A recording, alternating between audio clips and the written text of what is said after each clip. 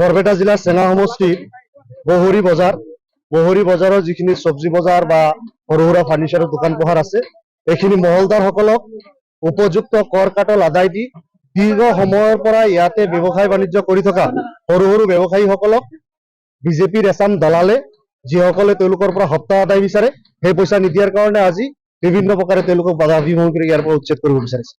আজি দেখা গৈছে যে এই ক্ষেত্ৰত চাৰ্কুল অফিচাৰ এজন গুণ্ডা প্ৰবৃত্তিৰ নাৰী আৰু তেখেতে আহি এই মানুহখিনিক দাবী ধমকিৰে জেগাখিনি খালী কৰিবলৈ কৈছে। আজি চাৰ্কুল অফিচাৰক সুধিব বিচাৰিছো যে এই মাটিত ব্যৱসায় বাণিজ্য কৰিবলৈ কি বহৰী বজাৰ কৰিব নালাগে নেকি? ডিষ্ট্ৰিক্ট এডমিনিষ্ট্ৰেশ্যনক সুধিব বিচাৰিছো।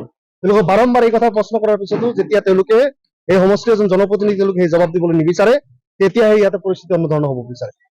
আৰু কোনো ধৰণৰ কোনো ধৰণৰ নটিচ নিদিয়াকে তেওঁলোকে জেচিপি লৈ আহিছে। চাৰ্কুল অফিচাৰ কিবা গুণ্ডা নেকি? তাৰ বাপেকৰ মাটিত বহি আছে নেকি চেঙা সমষ্টিৰ এইখিনি ব্যৱসায়ীসকলে? তাৰো বাপেকৰ মাটিত বহি থকা নাই। যুগ যুগান্তৰ পৰা ইয়াতে ব্যৱসায় কৰি বহৰী বজাৰখন নিষেধ কৰিব বিচাৰিছিল তেতিয়া 2013 চনত। তাৰ পৰৱৰ্তী সময়ত মানুহে লাম লাকুটো গোটাই এইখন বজাৰ কৰি আছে। ইয়াতে কাৰো মূৰত কোনো কাৰো একো খাব যোৱা নাই নহয়। সৰু দোকান এটা কৰি খাব, মাজতে তেওঁলোকৰ জুয়ে পৰিল, তাৰ আগতে তেওঁলোকে ইয়াৰ পৰা ভাঙি দিলে 2013 চনত, মাজতে কাজি হেফেচাল গ'ল। এতিয়া বহৰী বজাৰখন আচলতে বহৰী অঞ্চলৰ বহৰী গাঁৱৰ 2-এজন বিশেষ ব্যক্তি যিসকলে বহৰী বজাৰখন শান্তিত চলাব দিব নিবিচাৰে। মহলদাৰ, লেচি সকলোৱে জানো আমাৰ এই মানুহখিনি তেওঁলোকে কৰ কাটল অৰ্থাৎ যিখিনি খাজনা আদায় দিব লাগে সেইখিনি দি ইয়াতে আছে। মই নিজে বিধায়ক হিচাপে চাৰ্কুল অফিচত গৈ এই কাগজ পাতিখিনি হৈ তেওঁলোকক লগত লৈ গৈ মই কৈ আহিছো। তাৰপিছতো তেওঁলোকে কোনো ধৰণৰ নটিচ নিদিয়াকে এই ধৰণৰ ব্যৱস্থা গ্ৰহণ কৰে। ইয়াৰ পিছত যদি আৰু আগুৱাই অঞ্চলত এই অঞ্চলৰ ব্যৱসায়ীসকল বা এই অঞ্চলৰ মানুহক লগত লৈ আমি গণতান্ত্ৰিক আন্দোলন গঢ়ি তুলিম। আৰু চৰকাৰে কিমান দূৰলৈকে যদি প্ৰচিডিং মেইনটেইন কৰি তেওঁলোকে ইভিকশ্যন কৰে কৰক না। বহৰী বজাৰ বাদ দি যদি আমি বহৰী বজাৰ ব্যৱসায় কৰিব নালাগে, আমাৰ গৰীব মানুহখিনিক যদি ব্যৱসায় কৰিব নালাগে বহৰী বজাৰত, আমাৰ মানুহখিনিক কৈ দিয়ক মই মানুহখিনিক লৈ বেলেগ কৰবাত বজাৰ কৰিব লাগে, হাট কৰিবলৈ কৈ ল'ম। যেহেতু দেখা গৈছে এইখিনি মানুহ মই কৈছো যে যদি বহৰী বজাৰ ডিষ্ট্ৰিক্ট এডমিনিষ্ট্ৰেশ্যন আৰু চাৰ্কুল অফিচাৰক তেওঁলোকে কৈ দিয়ক যে বহৰী বজাৰত যদি আমি এই মানুহখিনি যদি অন্তত দোকান পোহাৰ কৰিব নালাগে, কৈ দিয়ক আমি আমাৰ ব্যক্তিগত মাটিত কৰবাত নি বজাৰ সমাৰ কৰি আমি ধুনীয়াকে চলিব পাৰিম। কিন্তু দুদিন পিছে পিছে এই ধৰণৰ অত্যাচাৰ, এই ধৰণৰ ব্যৱসায়ীৰ মূৰত ৰাম টাউন হুদুৱা কাম কাজ বিলাক কৰিব নালাগে। আৰু ইয়াতে আমি উপযুক্ত পইচা দি মহলদাৰে মহল হাট এই বজাৰখন তেওঁলোকে লিজত লৈছে। মহলদাৰক আমি প্ৰতিদিন প্ৰতি সপ্তাহত পইচা দি আছো। তাৰপিছত আপোনালোকে পাবলগীয়া কি আছে চৰকাৰখনত? ইয়াতে কোনে কমপ্লেইন কৰিলে যে দোকান বিলাকে এই সৰু সৰু ঘুমটি বিলাকে কাৰ কি অপকাৰ কৰিছে? মই এই সমষ্টিৰ বিধায়ক, মোতকে বেছি ভাল এই সমষ্টিৰ কাৰণে চিন্তা কৰিবলৈ কোন ওলাইছে? সেই মানুহটো কোন? আজি এই মানুহখিনিৰ সন্মুখত আহি এইখিনি কথা কবলগীয়া হৈছে। মই নিজে অফিচত গৈ এইখিনি একেটা কথা কৈ থৈ আহিছো।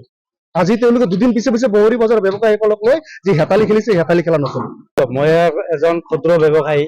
মই ফাৰ্নিচাৰৰ সৰু সুৰা দোকান কৰিছিলো।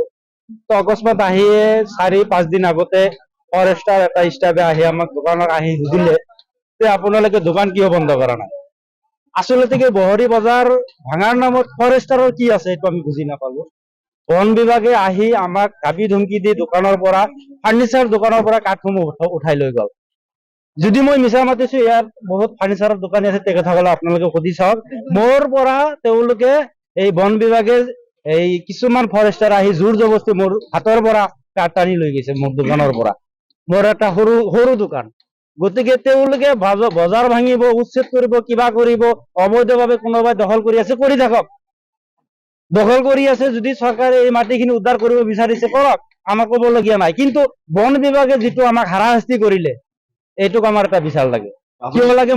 মই এজন দুখীয়া মানুহ মানে মিস্ত্ৰী কাম কৰা সকলোৱে দুখীয়া মানুহ। আপোনাৰ যিখিনি মাল উঠাই লৈ গ'ল, মই কাঠৰ দোকানৰ পৰা মালখিনি কিনোতে মই ৰিচিপ্ট কাটি মালখিনি নিজে এতিয়া দিয়া নাই। মই এটা আহ্বান জনাম যাতে ফৰেষ্টাৰ, আমাৰ ইয়াৰ লোকেল ফৰেষ্টাৰসকলে যাতে আমাৰ যিসকল ব্যক্তিৰ পৰা কাঠখিনি লৈছে তেওঁলোকক অনতিপলমে কাঠখিনি ঘূৰাই দিবলৈ আহ্বান জনাইছো। আৰু যে এই সংক্ৰান্তত আচলতে বহৰী বজাৰ যদি চৰকাৰে ভাবিছে বা আমাৰ এই এডিচি মহোদয়ে ভাবিছে যে অবৈধভাৱে কোনোবাই দোকান মাটি দখল কৰি বিজনেছ কৰি আছে, দোকান পোহাৰ চলাই আছে, গতিকে মই ইমান বিশেষ ভালদৰে নাজানো। যদি কোনোবাই অবৈধভাৱে দোকান মাটি দখল কৰি কোনোবাই দোকান কৰি আছে, সেইবিলাক উচ্ছেদ কৰি দিব লাগে বা ভাঙি দিব লাগে, দিয়ক।